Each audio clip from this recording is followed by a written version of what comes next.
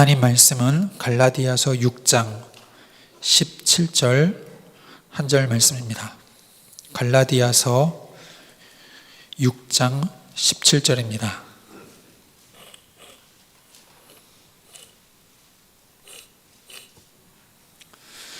우리 한 절 말씀을 같이 한 목소리로 함께 합독하겠습니다. 이후로는 누구든지 나를 괴롭게 하지 말라. 내가 내 몸에 예수의 흔적을 지니고 있노라. 아멘. 주일부터 지금까지 계속 두 가지 생각이 늘 떠오릅니다.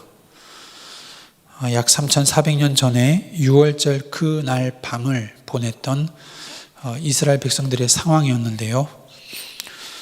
그날 그 6월절 그들에게 일평생에 각인되어지는 중요한 사건이었다라고 자꾸 생각이 들어집니다. 그리고 또 하나는 우리 각 사람, 바로 나를 위해서 잡혔던, 나를 살렸던 그 6월절 어린 양, 그 피를 또한 생각하게 되어집니다.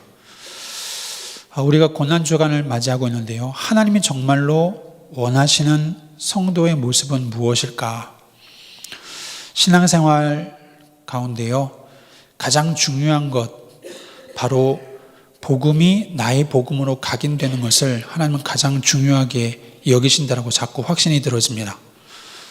하나님 믿지 않는 불신자에게는 정말로 예수 그리스도를 확인하고 인정하여서 믿음으로 구원 얻는 것이 가장 중요한데, 구원받은 성도에게 있어서는 그 복음이 변질되지 아니하고 희석되지 아니하고 영원히 그 복음 언약이 각인되어지는 것, 하나님 정말 그거 원하신다는 것을 자꾸 느껴집니다. 오늘 갈라디아 6장에 보았던 예수의 흔적, 바울이 고백했던 이 내용을 통하여서 우리가 떠오르는 장면이 하나 있습니다. 사도행전 9장에 다메섹 도상에서 빛으로 만난 부활하신 예수님을 바울은 기억하게 되어집니다. 그때 이후로 바울에게는 자기 몸에 흔적을 갖게 되어졌는데요. 어느 날 우리 그 인생 포럼 나눈 적이 있었습니다. 나의 다메섹, 나의 그리스도, 내가 만난 그리스도, 나의 복음, 그런 것을 좀 포럼 나누는 시간이 있었는데 느꼈던 부분이 있었습니다. 하나님께서 각 사람에게 주신 은혜는 참으로 또 다양하구나, 그걸 느꼈습니다. 각각의 상황과 인생 속에서 예수 그리스도를 만난, 체험한, 확증한 그때 모습들이 다 각기 너무나 은혜로운 고백들이었었어요. 그런데 공통적인 것 세 가지가 좀 보여졌습니다. 첫 번째는 이분들의 고백이었었습니다. 응답 상관없이 복음 그 자체에 감사하다는 거였었습니다. 어떠한 응답이든 또 어떠한 거든 간에 모든 응답 중에 최고의 응답이 예수 만난 것, 이 복음 알게 되고 내가 구원받은 것, 하나님 자녀가 된 것, 이 고백이었고요. 그리고 또한 중요한 고백들이 얼마나 그 복음 자체에 감사했는지, 오직 복음 전하는 것 외에는 더 살아야 할 이유도 없을 만큼, 오직 나의 삶의 생명, 인생이 복음 남기고 제자 후대 남기는 것, 그거 교회 세우는 것 외에는 다른 것이 없을 만큼, 그 정도로 아주 확신 있는 고백들을 좀 보고 느끼게 되었습니다. 응답이 와도 진짜 응답은 그게 아니라 내가 그리스도를 만난 것이다, 이 고백이었고요. 문제가 와도 흔들리지 않는 이유가 오히려 문제를 통하여서 하나님께서는 언약을 이루어 가시는 정확한 인도가 바로 문제를 통하여서 그걸 자꾸 보게 하시니까 문제도 감사하고 응답의 최고의 응답은 그리스도고, 이런 것을 좀 느껴집니다.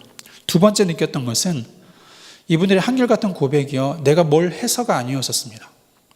어느 날 하나님의 은혜가 임하였다는 사실이었어요. 어느 날 그 그리스도를 만나게 된 사건이었다는 거예요. 그래서 이 모든 것의 전적인 하나님의 은혜였음을, 그것을 고백하는 것을 또 보고 느꼈습니다. 세 번째 중요한 또한 느꼈던 것이 이분들이 다른 데서가 아니라 항상 예배 시간, 말씀 속에서, 전도 현장에서요. 그 말씀을 들을 때 가슴에 부딪혔고 현장에서 확인하게 될 때에 부딪혔고요. 그러면서 기도하는 그 순간에 그 말씀 붙잡고 매달리며 붙들며 울부짖으며 그때 그 기도했던 순간에 이분들에게는 중요한 복음이 각인되는 시간들을 느꼈다는 것을 좀 보게 되어집니다. 본인의 어떤 분은 그런 얘기 하시더라고요. 전혀 자기에게는 그런 것이 없었는데도 복음이 각인된 순간이 있었다고요. 그분의 삶도 보니까 주변에서 기도의 배경이 있었다는 것을 또 알게 되었습니다. 누군가가, 그 가족 중에 있던 누군가가 그분을 놓고서 기도했었구나, 이것을요.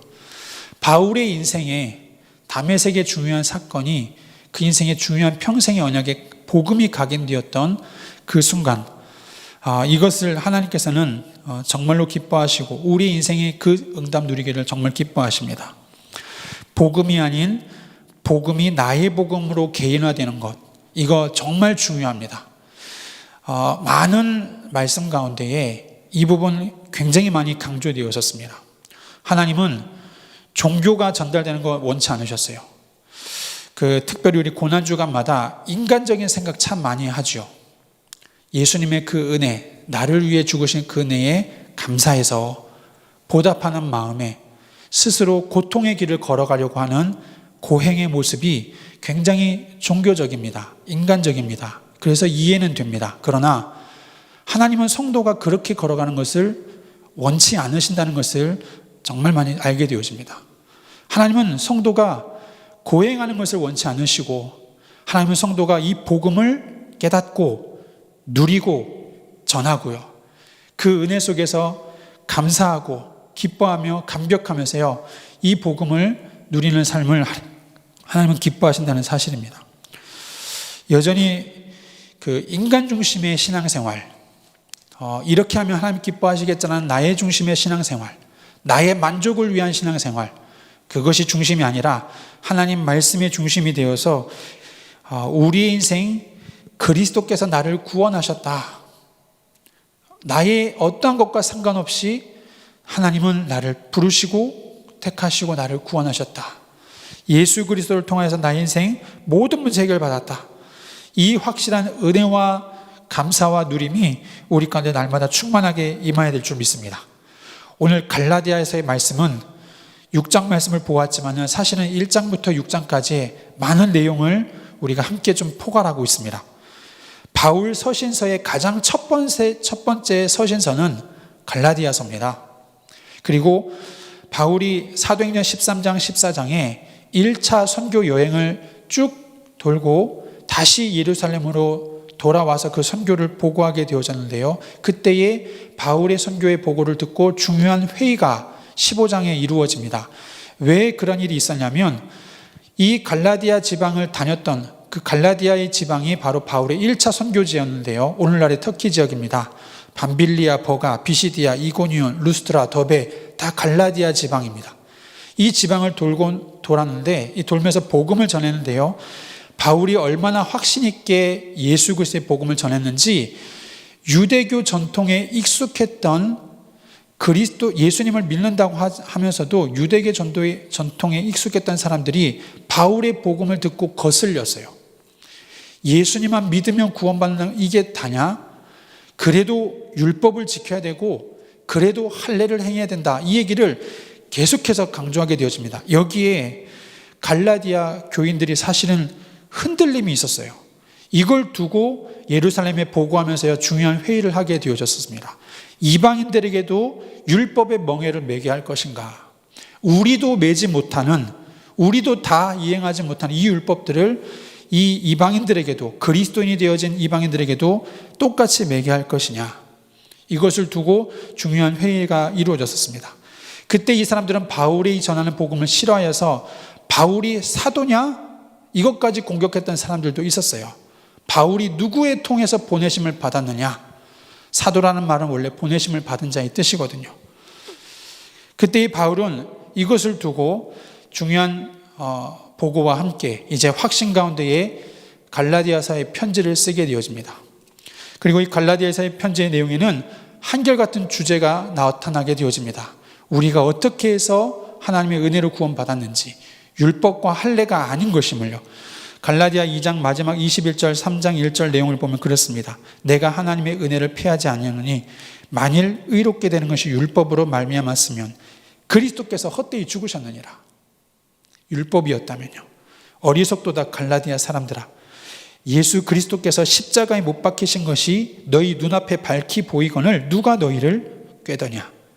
내가 너에게 다만 이것을 알려 하노니 너희가 성령을 받은 것이 율법의 행위로냐 혹은 듣고 믿음으로냐. 하나님은 종교가 전달되는 거 원치 않으십니다. 왜 율법이었을까요? 왜 유월절 절기였을까요? 그리스도 언약 때문이었습니다. 그리스도의 언약 빠지고 나서는 절기도 율법도 아닙니다. 오늘날 유대인들이 어떻게 유월절 지키는지 혹시 연구 찾아보시는 분들은 또 아실지도 모르겠습니다. 누룩 없는 걸 막 찾고 다니더라고요. 누룩을 없애려고 청소하시더라고요. 변질된 복음입니다. 복음이 아닙니다. 종교화 되어버렸습니다. 나의 인간의 만족을 위한 삶으로 바뀌어버렸었어요. 우리는 하나님께서 정확하게 우리 인생의 복음 알고 누리기를 원하신다는 것을 꼭 기억해야 될 것입니다. 바울이 이에 대하여 확실하게 이 갈라디아 교인들에게 증거했던 중요한 내용이었습니다. 그것이 바로 6장 우리 11절에 보면 그렇습니다. 내 손으로 너희에게 이렇게 큰 글자로 쓴 것을 보라. 바울의 마음이었지요. 그리고 15절 말씀입니다. 할례나 무할례나 아무것도 아니라 오직 새로 지음받은 것이만이 중요하니라. 그 어떤 것도 우리에게 중요하지 않다는 겁니다. 그러면서 17절 말씀에 바울은 이렇게 고백하죠. 이후로 나를 괴롭게 하지 말라. 내가 내 몸에 예수의 흔적을 지니고 있노라. 우리 인생에 그리스도로 완전히 각인되어진 복음만이 남는 것이 하나님의 간절한 기뻐하시는 뜻이라는 것을 우리가 진짜 알고 날마다 누려야 되겠습니다. 우리의 나의 십자가, 나의 복음, 나의 유월절 어린 양의 피, 우리는 그거 어떻게 우리가 각인해야 될까요? 결론 딱 가지고 가야 되겠습니다. 우리가 예배 시간에 말씀에 성경에서요, 우리는 이 복음을 세밀하게 선명하게 확인하게 되어집니다. 그리고 그 말씀을 우리의 현장에서 확인하게 되어집니다. 나의 인생의 문제의 인생 속에 응답 속에 모든 사건 속에서 하나님은 우리 인생을 하여금 복음 알게 하기 원하신다는 것을요. 태어나면서 모태신앙으로 자라온 그 삶조차도 처음부터 우리는 복음 안에 있던 거 아니었습니다. 모태신앙일지라도 복음 안에 있는 게 아니었어요. 종교 생활을 했던 것이었습니다. 우리 인생 진짜 발견하면서요, 그리스도 내 인생이 정확한 언약으로 각인되는 그 은혜, 우리는 이 속에 들어가야 될 것인데, 우리 특별 새벽 기도 시간이 바로 하나님의 그 은혜를 간구하는 시간이요, 사모하는 시간이요. 하나님, 오직 복음으로 나의 인생 각인되게 하여 주옵소서. 이 복음이 변질되지 않게 하옵소서.